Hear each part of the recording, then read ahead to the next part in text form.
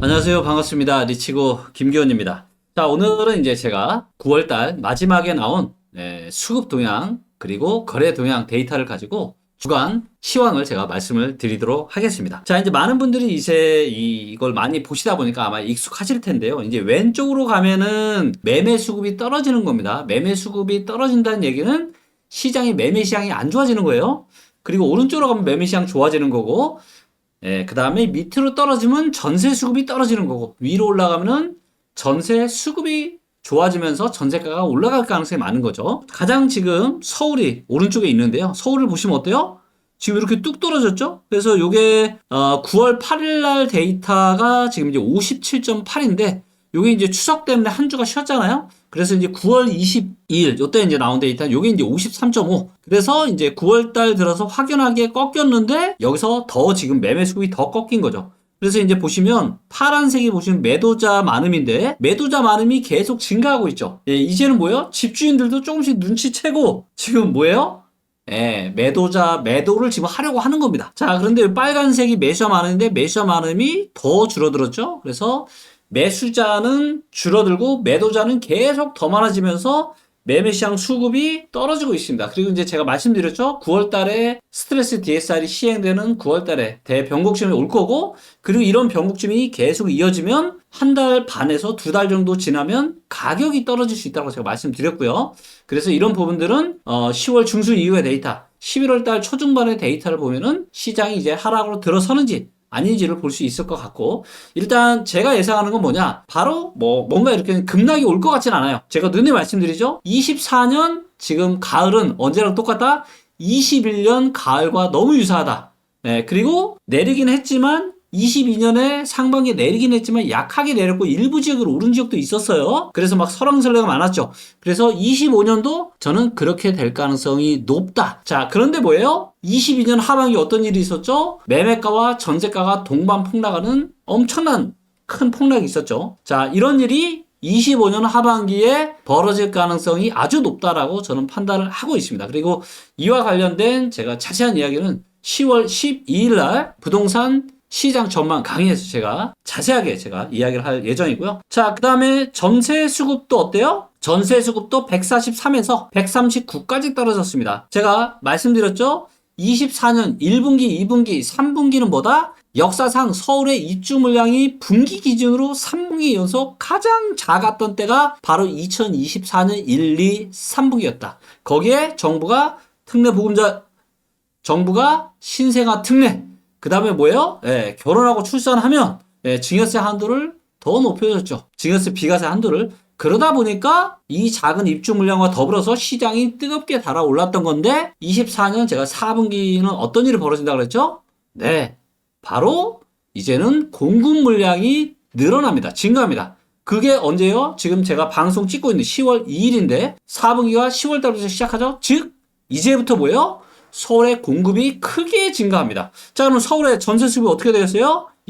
다시 떨어지게 될 겁니다. 언제처럼? 이때처럼요. 이때처럼 이렇게 떨어질 가능성이 높다. 저는 이렇게 판단을 하고 있습니다. 자, 그래서 시장 상황은 여전히 지금 안 좋은 쪽으로 가고 있고요. 자, 인천을 보시면 인천 전주 대비 약간 올랐고 전세 수급이 약간 떨어졌죠? 그 다음에 경기도 같은 경우는 보시면 어때요? 경기도도 지금 서울처럼 계속 떨어지고 있습니다. 전세 수급 상승 멈췄고요. 자, 그 다음에 울산 같은 경우는 계속 지금 전세 수급 좋아지고 있죠. 매매 수급은 뜨거운 상태에서 멈춰 있고요. 자, 강원도 같은 경우는 왼쪽으로 지금 많이 빠졌죠. 즉 강원도도 조금 뜨겁게 달아오르다가 지금 훅 빠졌습니다. 매매 시장이. 그 다음에 전북은 오른쪽으로 많이 갔죠. 즉 시장이 조금 좋아졌지만 여전히 그렇게 시장 상황이 좋은 편은 아니다. 자, 그 다음에 충북 같은 경우는 거의 변화 없죠. 변화 없고요. 그나마 변화가 좀 있는 곳이 제주도입니다. 제주도는 조금 좋아졌고 전세도 조금 좋아졌죠. 그래서 제주도가 조금 좋아졌고, 자, 대전 같은 경우는 어때요? 대전이 조금 반등이 나오나 싶었는데 지금 다시 또 내려갔죠. 그래서 대전도 지금 매매 수급이 다시 또 조금 살짝 따뜻한 바람 불다가 지금 다시 안 좋아지고 있고, 대전 바로 옆에 있는 세종 같은 경우도 여전히 조금 봄바람 들어왔다가 다시 여기도 줄어들었죠. 그래서 세종, 대전 둘 다 다시 조금씩 매매 수급이 줄어들고 있다. 아무래도 스트레스 DSR 2차의 영향이 어느 정도 작용을 하고 있지 않나 이렇게 좀 보여지고 있고요. 전남 같은 경우는 어때요? 전남은 이렇게 좀 좋아졌죠? 자, 근데 여기서 보시면 대부분의 지역이 거의 다 왼쪽으로 갔어요. 다 보세요. 다 왼쪽으로 갔죠? 자, 왼쪽으로 갔다는 얘기는 무슨 얘기예요? 매매 수급이 안 좋아진다. 즉, 매도자는 증가하고 매수자는 떨어지고. 무슨 얘기예요? 스트레스 DSR 2차의 영향이 본격적으로 지금 시작이 되고 있다. 라는 게 지금 매매 수급에서 보여지는데, 여기에서 예외 사항이 누구예요? 바로 전남과 전북입니다. 전남, 전북은 조금 좋아졌어요. 자, 근데 전남, 전북은 뭐예요? 아파트 가격이 워낙 싸잖아요?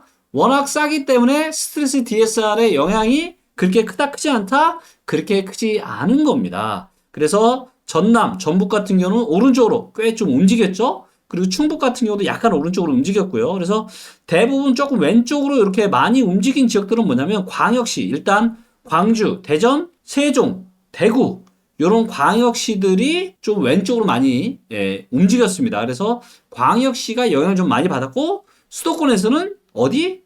서울하고 경기도가 영향을 좀 많이 받았다. 그래서 이제 대장인 서울이 확실하게 꺾이고 있는 게 수급으로 명확하게 보이고 있는 것 같습니다. 자, 이번에는 거래 동향 데이터를 좀 보도록 하겠고요. 자, 거래를 보니까 왼쪽으로 가면 이제 매매 거래가 꺾인 건데 서울 매매 거래 꺾였고 인천 꺾였고 세종 꺾였고 그쵸? 그런데 충남 오른쪽으로 많이 갔죠? 거래 늘고 경북도 거래 늘고 울산은 위로만 올라가니까 전세 거래만 늘고 그쵸? 충북은 밑으로 내리 꽂았고 그래서 오른쪽으로 가는 지역 거래가 조금 느는 지역은 전남, 전북, 대구, 대전 그 다음에 경북, 충남 요 정도가 지금 거래가 좀 는 겁니다. 그래서 부산 요 까만색이 부산, 대구, 대전 그 다음에 경북, 충남 이런 지역들은 그나마 거래가 조금씩 증가를 지금 하고 있다.